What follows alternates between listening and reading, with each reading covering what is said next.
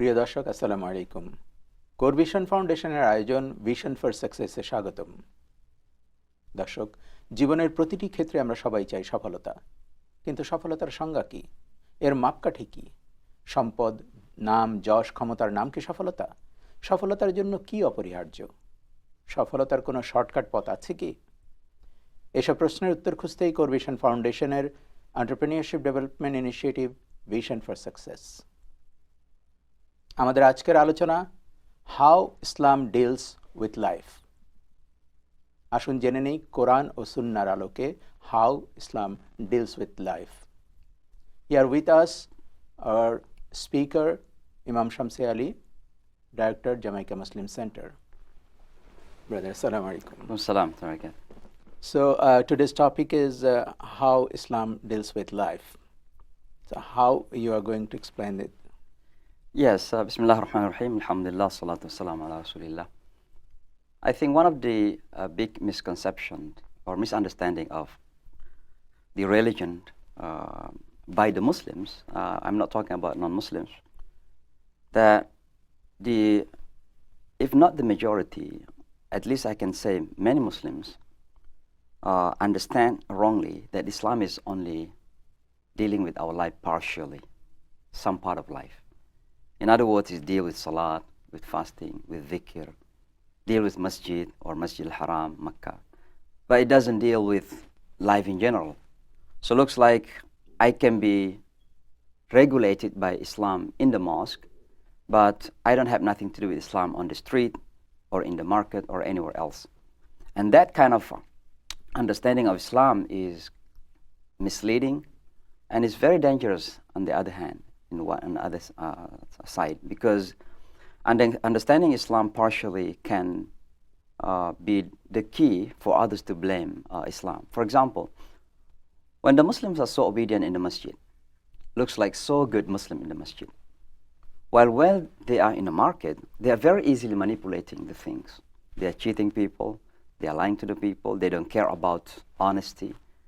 Then people tend to blame Islam. So look at the Muslims. This is the way they are acting as Muslims. And so it is very important to understand that Islam basically deals with our life as a whole. And that is the meaning of Al-Yawma akmaltu lakum dinakum wa atmamtu alaykum ni'mati wa raditu lakum al-Islam dina. Means that Islam has been perfected, has been completed by Allah subhanahu wa ta'ala to deal with our life as a whole, from head to toe, in and out. So in nutshell, in brief, Islam deals with our life in its three composition. Islam views life that it has three components. The first component of life is physical and material. So we eat, we drink, we sleep, we exercise, we are dealing with businesses, we are dealing with this material world. It's a part of our life as well. But also Islam views that we can also only live our life as human beings when we are exercising our intellectual capacity. I mean, we are intellectual beings. We are people of thinking. In other words, that we cannot be considered human beings without thinking. And I think it's very crucial because that's what differentiates us between humans and animals. The animals do not think, but they have instinct. While we people, in addition to our feelings, emotions, we have thinking, human rationality. So the second part of life is thinking, and that is about human rationality. And the third one, which is mostly ignored by people, particularly in the West, is about spirituality, is about ruh. And so these three components of life in Islam is dealt by the religion. The Islam is dealing with material and physical life, intellectual life, and also spiritual life. So let's go back to the first one, physically and materially speaking about human's life, how Islam deals with it. You know, there are many things in the Holy Quran, and I think this is one of the most important uniqueness of Islamic teaching, that you can be the best Muslims, but at the same time, the best people in the world. You can be a successful Muslim, but also successful person in his or her world. So you can be a big business person, but also a good Muslim. So in other religion, for example, pursuing this worldly life is considered a contradiction to the teachings.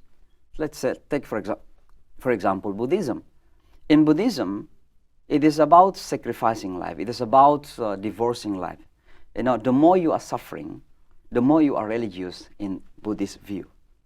You know, in Christianity, for example, also, but the people don't do that, but this is their philosophy, that you had to sacrifice your worldly life in order for you to be considered the best Christians, and that's why Jesus was sacrificing his life. But in Islam, Prophet Muhammad ﷺ was a business person. He was a general. He was a king or president.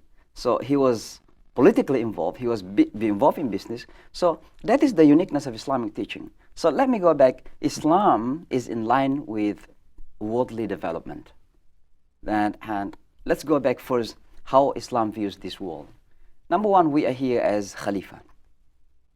And Allah says in the Holy Quran, when He created Adam alayhi salatu wasalam, He said, Inni ja'ilun fil ardi khalifa. He told the angels that I am creating a man. And instead of using the word man, He used the word Khalifa. Why Khalifa?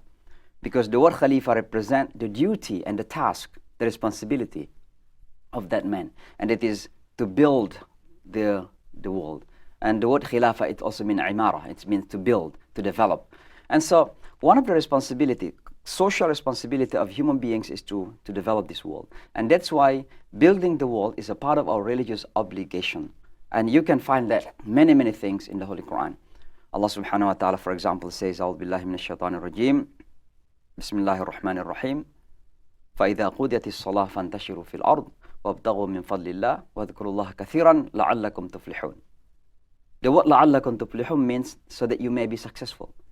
But Allah subhanahu wa ta'ala begins the ayah by saying, when you done your salat, when you finish your salat, then get out to the land, get out to the market, go to the work, go and continue working. Find the bounty of Allah, the rizq of Allah.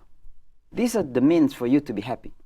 And so Allah subhanahu wa ta'ala commanded the Muslim to be happy and to be successful materially and physically. Muhammad sallallahu alaihi wasallam was a hard-working person. The Sahaba, many of those were business person. Khadija radiallahu anha was a big business person. And so there is no reason to say that in order for us to be considered a good Muslim, we must suffer. That is not the Islamic teaching. And physically speaking. We'll come back. We'll take a short Inshallah. break. Dear viewers, you are watching Vision for Success. We'll come back shortly. Stay with us.